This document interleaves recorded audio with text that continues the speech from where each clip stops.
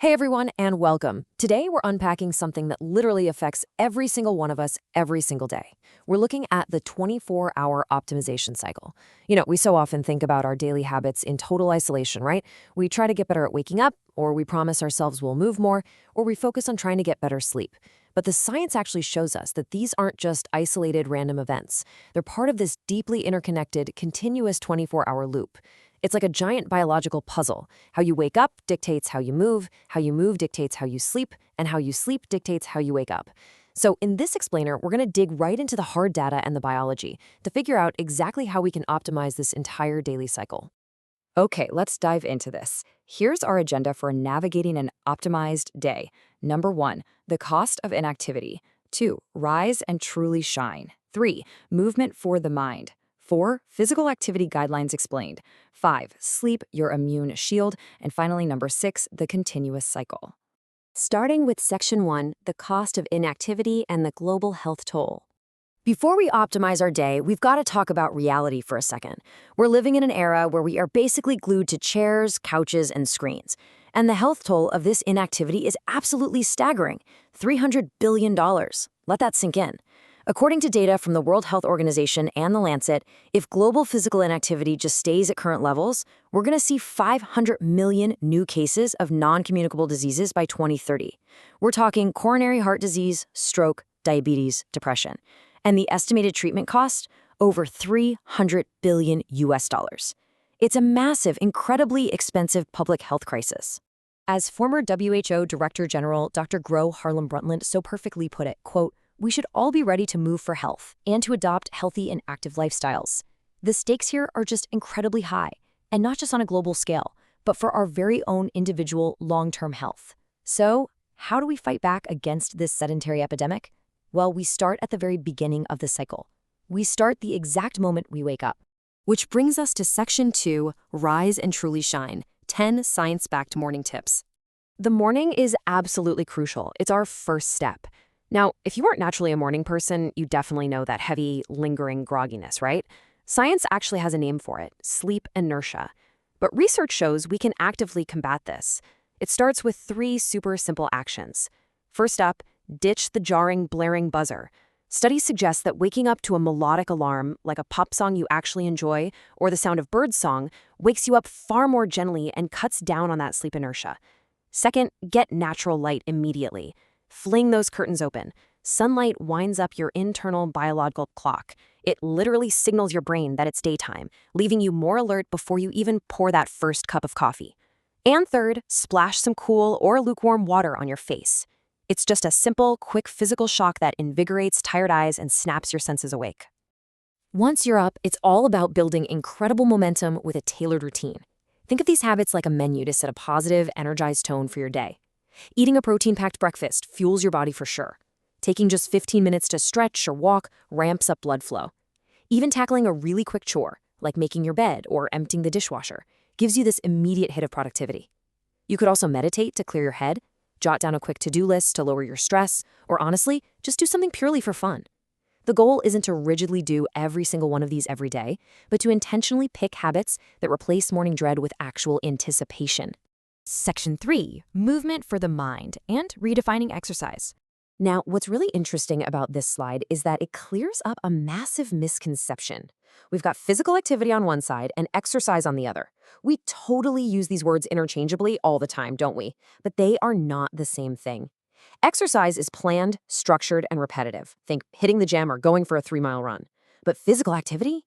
That's just any voluntary bodily motion that burns energy. Walking to the grocery store, vacuuming your living room, gardening out back, taking the stairs instead of the elevator. It all counts. You absolutely do not have to be sweating it out in a gym to be physically active. In this daytime activity, it is fundamentally a chemical boost. It's essentially a cheat code for your brain. When you move, your heart rate goes up, sending a huge surge of oxygen and nutrients straight to your brain. It triggers the release of endorphins, serotonin, and dopamine, those feel-good chemicals. And at the exact same time, it regulates your body's stress response by lowering cortisol. The result of all that chemistry, a much clearer mind, better decision-making, and vastly improved focus. It really is movement for the mind. Section 4, Physical Activity Guidelines Explained and What You Actually Need. So if physical activity is this powerful, how much do we actually need to reap the rewards and dodge that $300 billion health crisis? Well, scientists measure this stuff using metabolic equivalents, but let's translate that into plain, relatable English. Sedentary is, well, sitting or lying down. Light physical activity is just shuffling around the house or taking a really slow walk. But where the magic really starts to happen is at the moderate level. We're talking brisk walking, light swimming, or climbing the stairs. And vigorous is when you're truly pushing the engine, fast running, sprinting, or heavy cycling. And here is the golden number: 150 minutes. The WHO strongly recommends that adults aged 18 to 64 get at least 150 minutes of moderate intensity aerobic physical activity throughout the entire week. If you break that down, it's just over 20 minutes a day of brisk walking. That's it. Or, if you're someone who prefers to push a bit harder, you can swap that for 75 minutes of vigorous activity a week. Now, let's briefly cover the variations, just so everyone watching knows their personal target. Kids and teens need a lot more movement, at least 60 minutes of moderate to vigorous activity every single day. For adults 65 and older, that 150-minute rule still applies, but you should really weave in activities that enhance balance to prevent falls, ideally 3 days a week. And a crucial takeaway for literally everyone, muscle-strengthening activities should be done at least twice a week. So that's your essential blueprint for daytime optimization. Moving into Section 5, sleep, your immune shield, and the nighttime repair. This brings us to the final and maybe the most fascinating phase of our 24-hour cycle. We've woken up effectively, we've moved our bodies, and now the sun goes down. Let me pose a quick question to you. Can a lack of sleep actually make you sick? I mean, we all know we feel absolutely terrible when we're exhausted, but is there a direct biological link between missing sleep and catching a virus? The science says absolutely yes. So the crucial point is understanding what goes on under the hood at night. When you sleep, your immune system actually revs up. Your body starts cranking out the production of proteins called cytokines. Think of cytokines as little messengers that run around telling your white blood cells to prepare to attack foreign pathogens. If you don't sleep, you simply don't produce enough of these messengers, and your whole defense system just kind of breaks down. This nighttime process fortifies two types of immunity. We've got our innate immunity, which is our broad general defense, and our adaptive immunity, which is the system that actually remembers specific threats. In fact, getting enough sleep is so incredibly vital to immune memory that studies on vaccines show that if you are sleep deprived right after getting a shot, your body's immune response is significantly weaker. So yeah, sleep literally helps vaccines work better.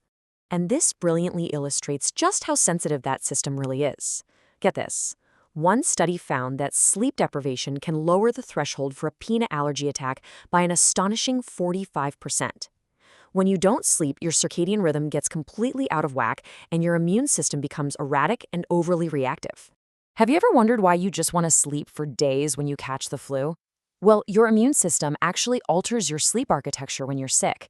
It heavily prioritizes stage 3 deep sleep. Why? Because deep sleep lowers your metabolic rate, freeing up massive amounts of energy.